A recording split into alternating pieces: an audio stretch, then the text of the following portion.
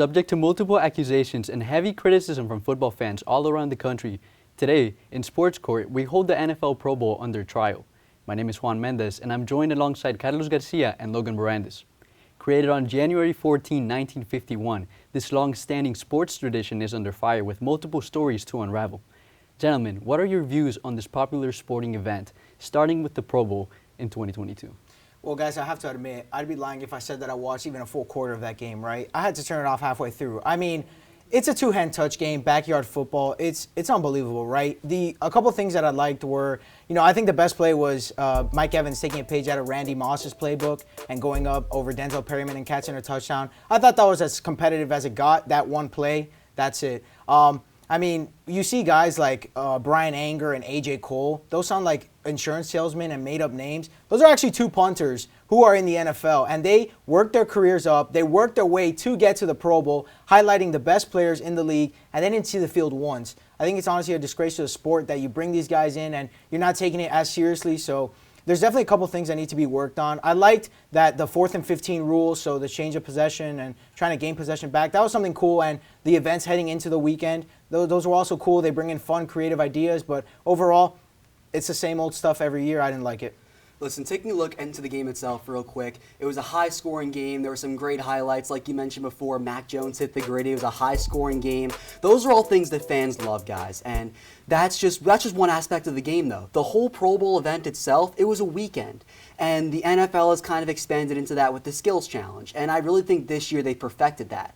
They added things like the best hands competition, which is something that the NFL kind of basically turns into the NBA's form of a dunk contest, which is one of the popular non-all-star game events you see during those weekends, and it actually did really well. Also, the fastest man competition, and that was something that's been debated for quite some time around the NFL.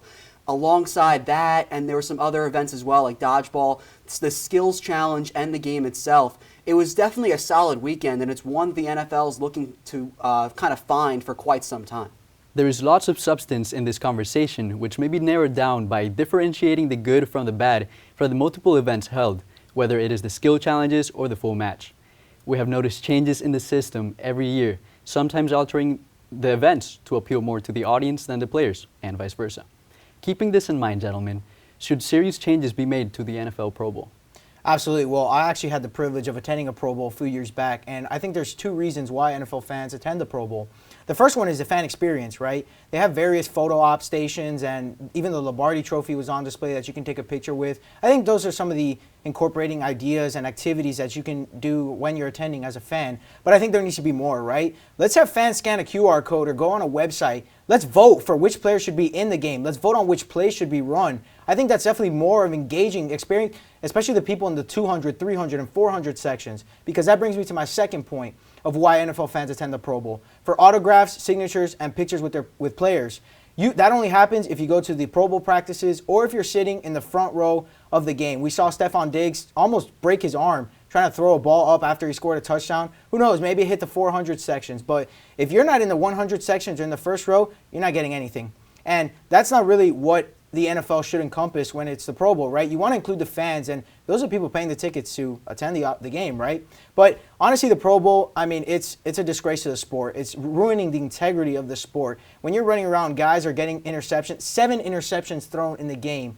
It's unbelievable. It's just quarterbacks are just getting guys going downfield 30, 40, 50 yards and just chucking their arms out. Like you mentioned before, it's a high-scoring game. Of course it was. There was no defense played. I mean, I said 7 interceptions, but they were all free balls. They were like Jaquise Tart in the NFC Championship game. I mean, right in the hands. You can't miss them. So, I mean, I think the incentives also in the game, there's $2,500 for each touchdown and interception scored. I think we should boost those up because $2,500 is chump change for these NFL players. And if they're getting 7 picks in a game, $2,500 is going to start racking up. So I think we need to include more incentives. Like there's $10,000 for the player that had the most tackles. I think that needs to be changed to the player who had the most two-hand touches or even hugs.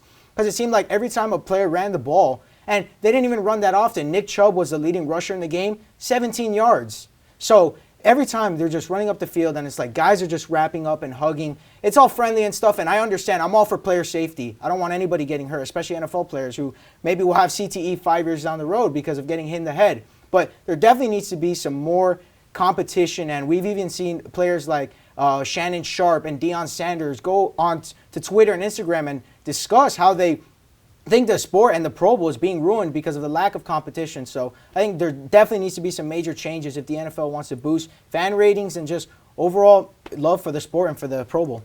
To put it simply, guys, I think that just flat out no, you don't need to change anything in this Pro Bowl. I think if you were to look at what the biggest problem was, if you were to try and find the biggest problem throughout the entire event, it was just a lack of trying, a lack of effort. And when you take a look at the reason why, I mean, the NFL put together a great selection of skills challenge events, the game itself as well.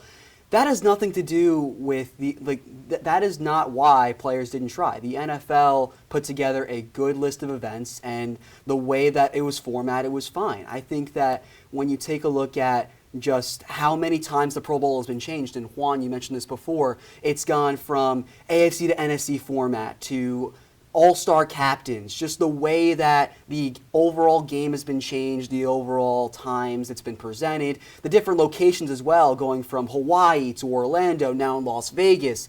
There's just been so much change in this event. And Juan, if I want you to remember one thing from what I'm going to say, too much change is a bad thing. And that's just what it is for any event when it comes to the Pro Bowl, really anything. If you're just changing everything every single year, that's just not something fans are going to enjoy. That's not something the league's going to enjoy. The overall event was okay. The overall event was fine, and you had just a lack of participation, which definitely is not ideal. But the overall way the event was put together was good, and that's what I'm going to stick to. So you discuss how there's change. Too much change is a bad thing, right? But I see an underlying factor in that even though we go from Hawaii to Orlando to Vegas, switching from AFC to NFC to all-star captains, it all comes down to the same underlying theme. They don't try. It's not competition. And I understand, after especially now 18 weeks of hard and tough NFL football, guys getting injured and playing their hearts out, it's nice to just to wind down and take a break, take pictures, interact with other members in the league. But I think when it all comes down to it, the NFL bases itself on being a competitive league, as all sports leagues should. And it really messes up the integrity of the game when you're just having guys out there playing two-hand touch. If you're going to do that, then throw flags on the players and don't put them pads on them. Have them try and – I like to see people try and take the flag off Tyreek Hill. I bet you a lot of people won't be able to do that. I think that's be more interesting than just having guys hug each other on the field with helmets and pads. I'm not for it. As an NFL fan, I'm not here for it. Listen, overall, there were people in the stands, and when it comes down to it, the NFL's got the Super Bowl, the NFL's got all these primetime games. They don't need to make money off the Pro Bowl. They don't need to go through all this effort to make the Pro Bowl perfect, and the NFL Pro Bowl's never going to be perfect.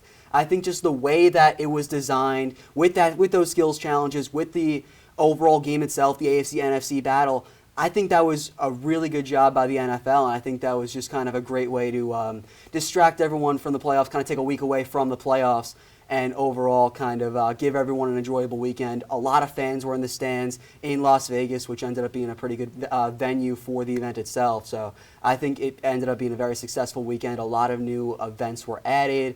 A lot of new fun games were added. I think that overall is a very solid weekend. Very, very good points by both sides here. Now, with that being said, by the jurisdiction of Sports Court, I declare this case to be adjourned. Well-structured points were made by both parties, but only time will tell the future of the NFL Pro Bowl. The subject will remain under close inspection. That is all the time we have here tonight. For Carlos Garcia and Logan Bourandas, I'm Juan Mendez, and have a great night. Hey everybody, thank you for tuning into this edition of Penn State Sports Night. We hope you liked that segment. And we're sure there's other Penn State Sports Night segments that you are going to love as well. Be sure to subscribe to our YouTube channel for more content. And check us out on social media for updates and behind-the-scenes clips and pics. Follow us on Twitter at PSSN TV and on Instagram at PSU Sports Night to keep up with all the action. For all of us here at the Belisari Media Center, we are Penn State Sports Night.